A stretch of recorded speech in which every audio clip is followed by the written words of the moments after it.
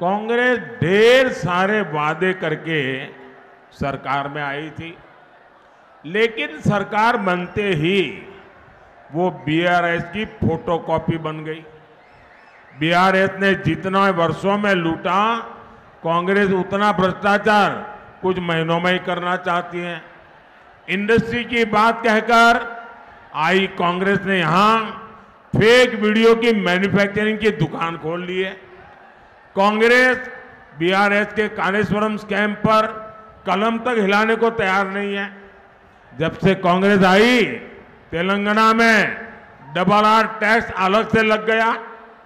दिल्ली तक में आप लोगों पर लगे डबल आर टैक्स की चर्चा हो रही है। మిత్రులారా, కాంగ్రెస్ అనేక వాగ్దానాలు చేసి అధికారంలోకి వచ్చింది.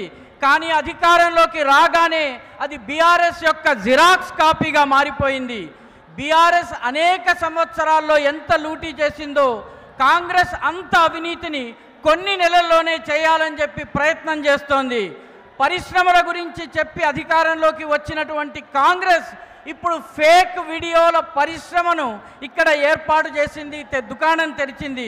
కాంగ్రెస్ బీఆర్ఎస్ కాలంలో అవినీతి చేసినటువంటి కాళేశ్వరం స్కామ్ గురించి పెన్నును కూడా కదిలించడానికి, కలంను కూడా కదిలించడానికి సిద్ధంగా లేదు.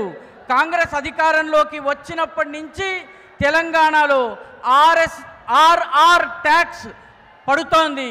ఢిల్లీలో కూడాను ఈ డబల్ ఆర్ ట్యాక్స్ గురించి బాగా చర్చలు జరుగుతున్నాయి. साथियों, और एक बड़ी मजेदार बात हुई। तेलंगाना के लोगों को इस पर जरा गौर करना चाहिए। मैं कई दिन से डबल आर टैक्स की बात कर रहा हूं। मैंने किसी का नाम नहीं लिया, लेकिन तेलंगाना के मुख्यमंत्री अब इस आरोप पर मीडिया के सामने जाकर खुद सफाई दे रहे हैं। यानी उन्होंने खुद ही बता दिया है कि डबल आर टैक्स से कौन लोग जुड़े हैं। మిత్రులారా, చాలా తమాషా విషయం ఏంటంటే తెలంగాణలో ఉన్నటువంటి ప్రజలు దృష్టి పెట్టాల్సినటువంటి విషయం ఏంటంటే ఈ RR tax, double R tax విషయంలో నేను ఎవరి పేరు చెప్పలేదు.